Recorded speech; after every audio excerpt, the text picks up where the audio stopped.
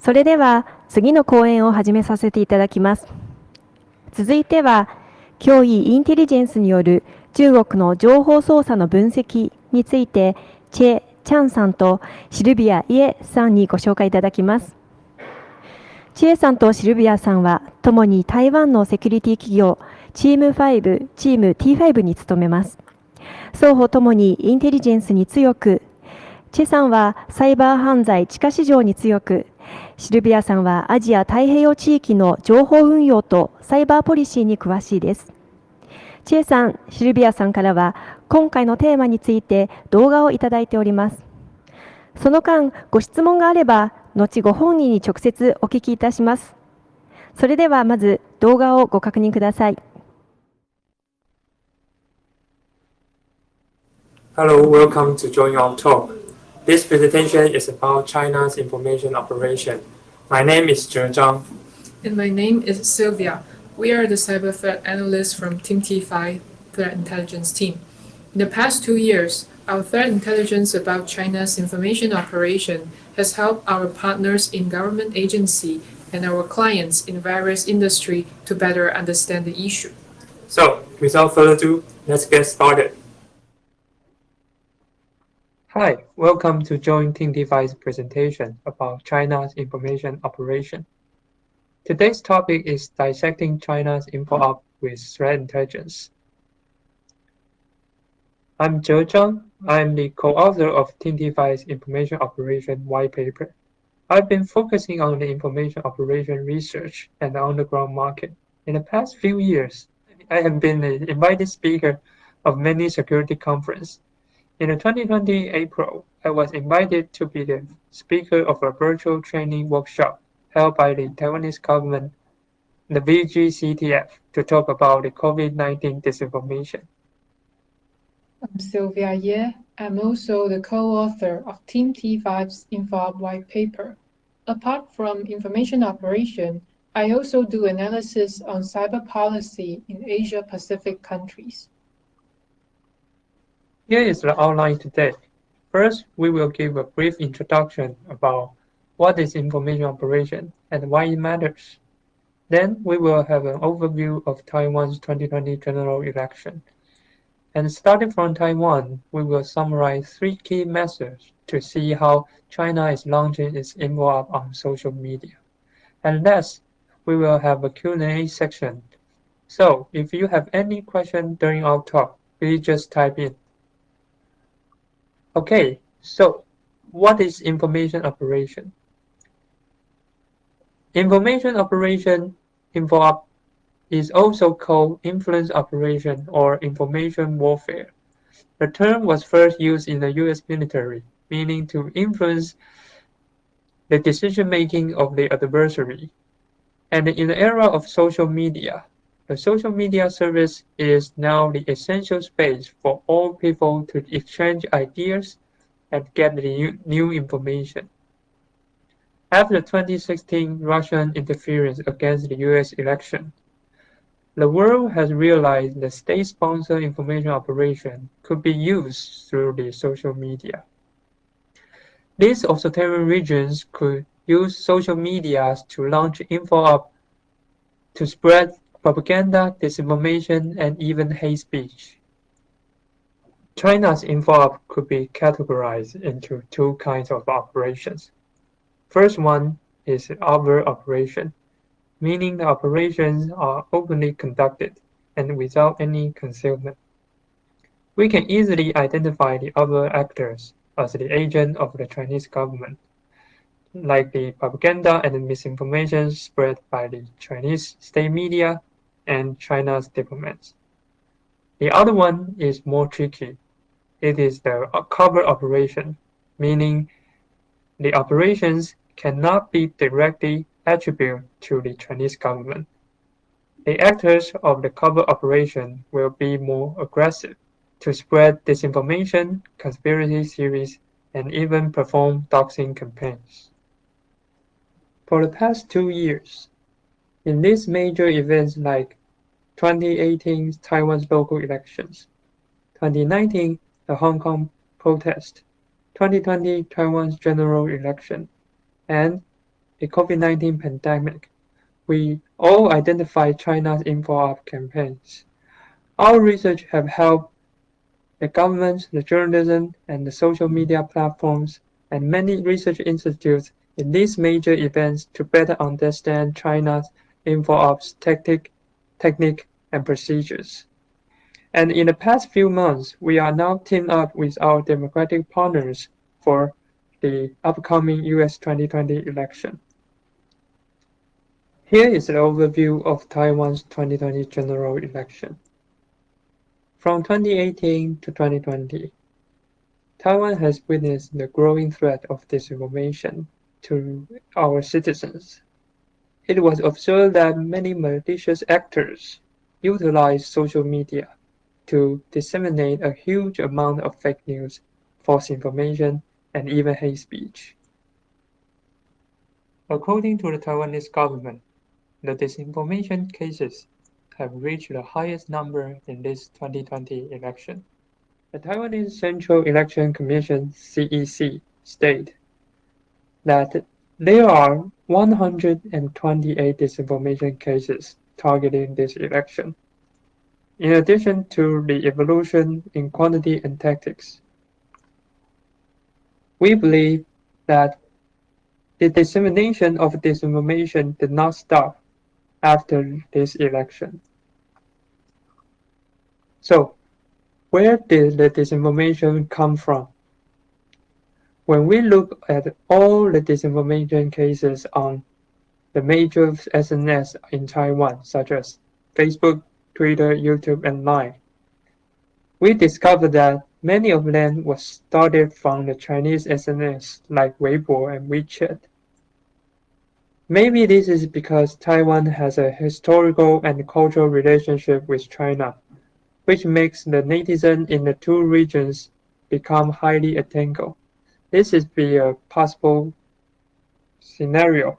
However, in some cases, we are also identify the contents are directly copied from the official website of Chinese military, or they will directly amplify the propaganda made by the Chinese government. Taiwan's polarized political environment and troubled relationships with the Chinese government make Taiwan a primary target for China's info-op. In this following section, we will leave Sylvia to talk about the TTP of China's info-op. Hello everyone, this is Sylvia. Next, I will take you to look into the TTPs of China's info-op.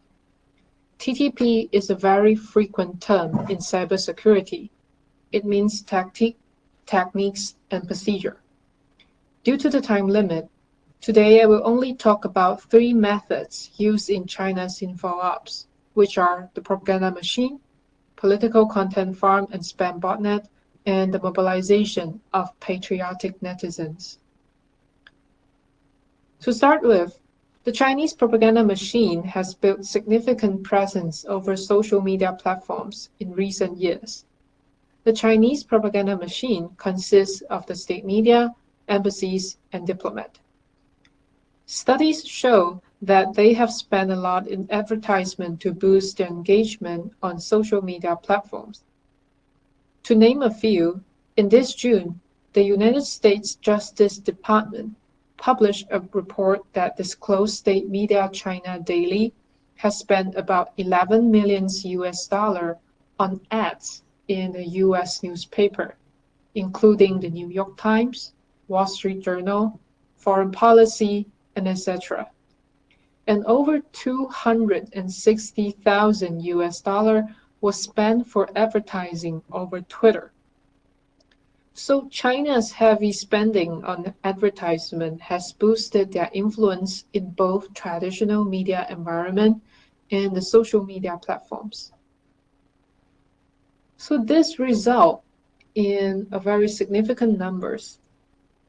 Let's look at the world's famous media outlets' followers on Facebook.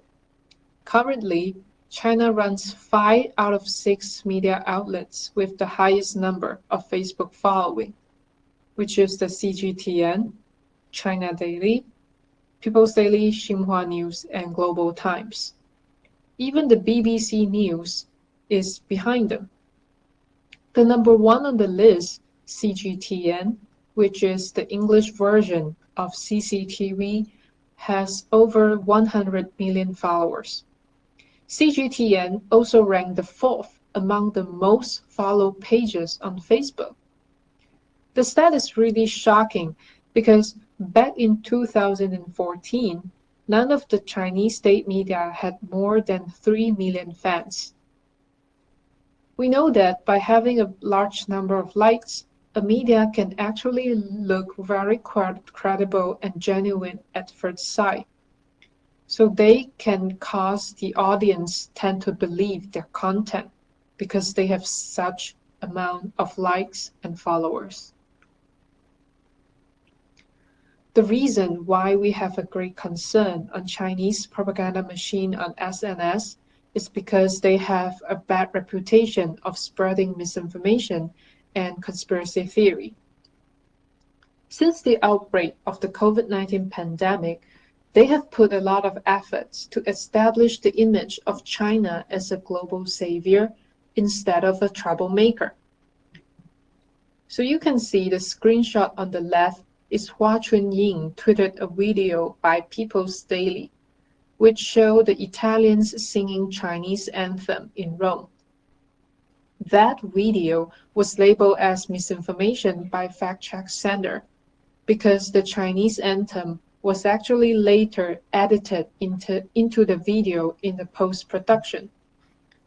So on the right-hand side is the Chinese embassy in Italy. It posted a lot of tweets praising China's donation of masks and supply to Italy. Yet it was later revealed that those supplies were actually purchased by the Italian government instead of a generous donation. Not to mention Zhao Lijian, a Chinese diplomat who has been promoting the conspiracy theory of US Army brought the coronavirus to Wuhan. Next, political content farm and spam botnet has become the amplifier of propaganda machine. In this year, the most popular Western social media platforms, including Facebook, Twitter, and Google, announced that they have removed hundreds of thousands of fake accounts linked to China. According to Twitter, these pro-China accounts were involved in manipulative and coordinated activities. They spread geopolitical narrative favorable to the Chinese Communist Party and pushed deceptive narrative about political dynamic in Hong Kong. Even though the platforms are already so dedicated to remove the propaganda network, we still observe a considerable amount of accounts continue to boost the narrative of the Chinese government across the SNS. So here I will show you an example of how the spam botnet and content farm amplify the content of Chinese state media. One of the main themes in the Chinese propaganda is attacking the Trump administration. So on August 15, the Xinhua News posted an article titled, "The Politicization of COVID-19 Gets US Trapped in Deep Trouble." You can see the highlighted sentences in the article was later become the material for spam botnet and content farm. On August 16, the article was first copied and shared by a notorious Chinese content farm called KK News, 每日头条. And then the text from the article was spread across Facebook and Twitter via spamming accounts. We found that this account shows strong signs of automated behavior because they simultaneously posted numerous identical contents on a daily basis. And their content are mostly copied from Chinese state media and Chinese SNS, such as Weibo. Also, we observed that some of the accounts in the botnets use mugshots as profile picture. These mugshots are often available on online forums and dark web. So from the screenshot, you can see the spam botnet simultaneously share videos that criticize the Trump administration, emphasizing the incompetence of the US government to handle the pandemic. You can see the spam botnet use mugshots as profile picture, and more importantly, their username were made to look like US citizens, such as Harmony Beckett, Holly Padilla, Rebecca Moore, Chloe Ramizes, etc., etc. So we also spotted some cross-platform activities. Here's the screenshot of botnets spamming a video that accuses Trump of dictatorship on YouTube, Facebook, and Twitter. You can see that the video content and the caption are 100% identical. And again, our investigation found that the source of content was from ChinaShellCom.com, which is a national news site controlled by a party media outlet. This shows that not only do these spam botnets spread text and images, but they also disseminate video content. And this is harder for the authority and researcher to detect the disinformation campaign. The next one is the mobilization of patriotic netizen. Patriotic netizen, also known as the Little Ping, are notorious for launching trolling campaigns against foreign online users when they feel China is being attacked by biased reporting. The Chinese authority have recognized the power of the patriotic netizens. Sometimes the regime will deliberately mobilize them to attack the dissidents. So last year, they have mobilized the patriotic netizen to launch a doxing campaign against the Hong Kong protester. For your information, doxing is the action to search for and publish the private information about a particular individual on the internet. Typically, is with malicious intent. So the context is, in the late August, there was an anonymous website that disclosed personal details of the Hong Kong protester. So on the right-hand side is the screenshot of the website. The website describes the protester as troublemakers and foreign agents aiming to destroy the Hong Kong stability. Later, in mid-September, the Chinese state media, led by CCTV, posted a video on Weibo to promote the website. And then the post by CCTV was widely shared and promoted by official accounts of the Chinese authority. Eventually, they successfully inflamed the patriotic Chinese netizens. Many netizens have joined the narrative and demanded those protesters to reveal their true identity. They launched several hashtag campaigns on Weibo, such as "I dare you to pull off your mask" and "Take off your mask movement." This has posed a great threat to the protester because if they are identified, they could face unlawful punishment from the Chinese government. Team T5 called this unique and organizational mechanism as digital propaganda formula, which is made up of 4 key components, namely state media, governmental affairs new media, Communist Youth League, and trolling army. We believe the regime has used this formula to influence and mobilize the country's netizens when they want to shape the online discourse in favor of China. One notable example is the cross-strait online disputes in 2016. That is the time when pro-democracy candidate Tsai Ing-wen was elected, and the Chinese patriotic netizens were mobilized to challenge Taiwan's election result. You may think the above-mentioned cases are serious enough. However, the situation can get worse when hackers enter the InfoOp threat landscape, and we call it an APT plus InfoOp attack model. Advanced persistent threat APT actors are typically state-sponsored hacker groups. They usually conduct prolonged and targeted cyber attacks to steal highly sensitive data. However, in mid-July 2020, we identified an info-op that can be linked to a notorious Chinese APT group. We dubbed the info-op as Operation Joker because the threat actor had disseminated disinformation about Joker, which is a messaging app developed by Taiwan's Research Institute. The app is also widely used by government units. So the actor claimed the Joker app and the Research Institute were hacked and many confidential data about military units were exposed.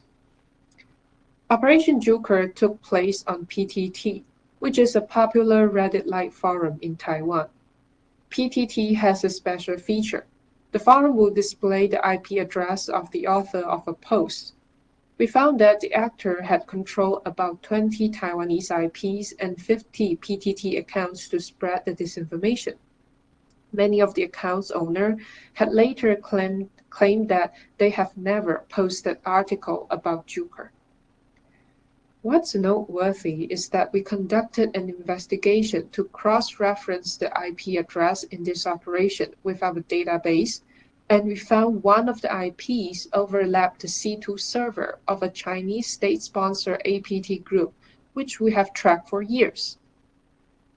So we think the model is more sophisticated because a typical hack and leak operation is just a well-timed dump of stolen data. Yet, APT plus InfoOp could involve targeted social media campaigns disseminating disinformation based on highly confidential data.